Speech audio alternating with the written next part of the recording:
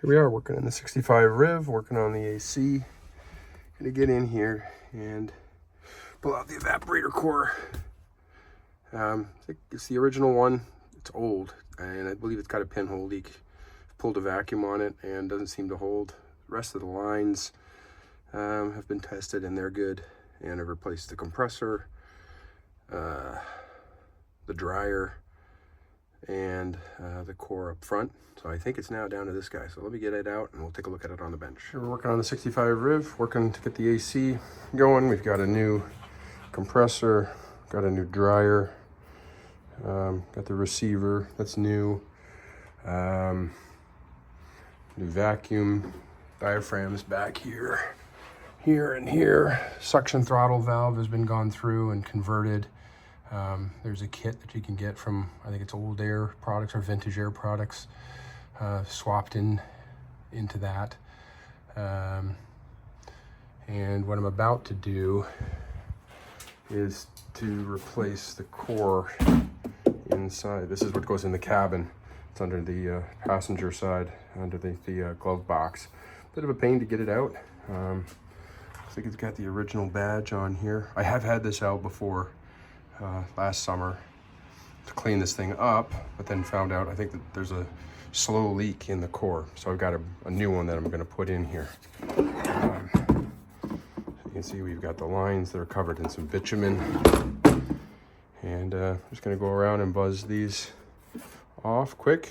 And I did install a new line here because I thought that's where I maybe had the leak, but I do believe it's the core inside. So we're gonna swap that out right now.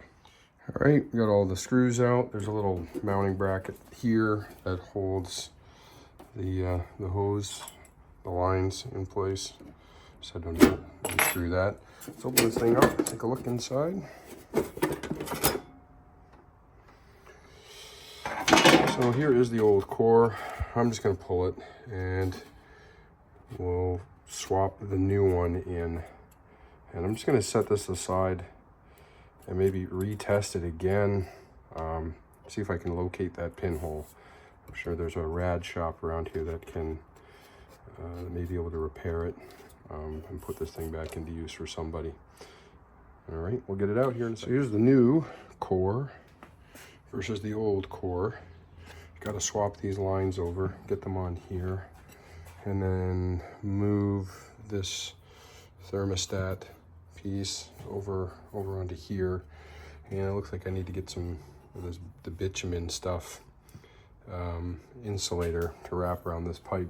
One thing I've noticed is that the fins on the new are definitely more dainty than the ones on the original.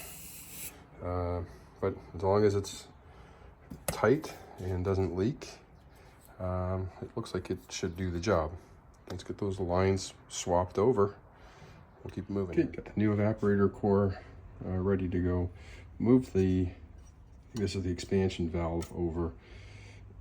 Since we've gutted the suction throttle valve, don't think that the expansion valve really plays much of a role, but reconnecting it just to stay semi-correct. Right here I've had to put a shim in place. Manifold over on this side is flat. Now on this replacement part it's rounded. Here's from the manual of the 65 Riv. See, the suction throttle valve is the thing that we have basically gutted, and there's going to be a relay that gets installed that drives the compressor, turns it on and off, instead of using the suction throttle valve. These things are notorious for trying to keep in good operating order. Kudos to anybody out there who's doing it. But they're quite a challenge from what I understand. So let's get this put back into the box, and then I'll get it installed in the car, and then we'll pull a vacuum down on the system and let it sit overnight. We'll see how we do. We've got it laced back up here. Got all the lines tightened up. Before I go full send and stuff it up under the dashboard, I'm gonna pull that vacuum on it, and we'll go around to the front of the car here in a second and do that. check out this nicely painstakingly restored glove box for the 65 Riviera. It actually operates the way it's supposed to. Pops open, door not bent. Looking forward to getting this thing reinstalled. And then I'll complement some of the cleanup that's been done on the dashboard and new carpet, etc. So coming together. All right, going back into 1965, we're in the Buick shop manual. This thing's it spent some time in the shop.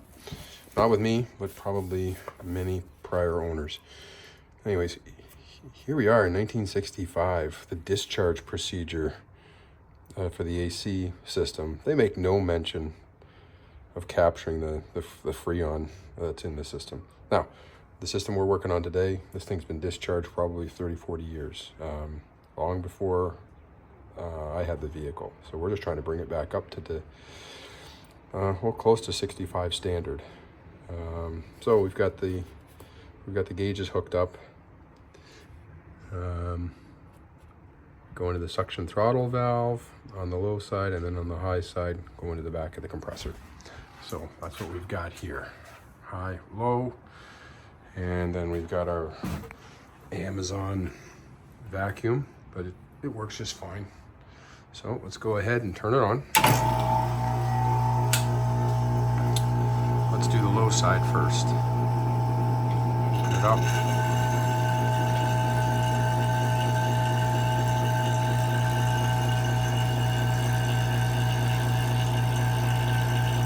Watch it pull that needle. We want to get down to, well, we want to peg the needle. Pull it all the way down.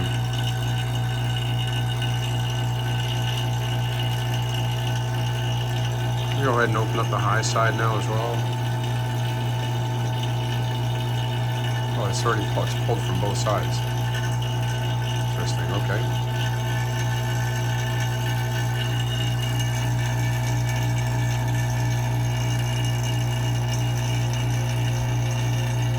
I think that's it. We're going to turn off the pump and then just let this thing sit for a few hours, and hopefully those needles have not moved at all. Oh, I take it back. There is a way of capturing all of the Freon. Apparently it's with a rag over the end of the discharge.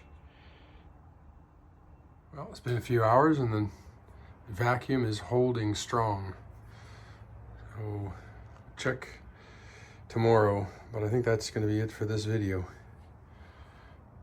Maybe with any luck, I'll be able to top it up tomorrow. Get some refrigerant into the system, plus some oil. This thing needs about 4 ounces we need to put in there. So yeah, if the numbers are good, tomorrow we'll charge the system up and do a second video.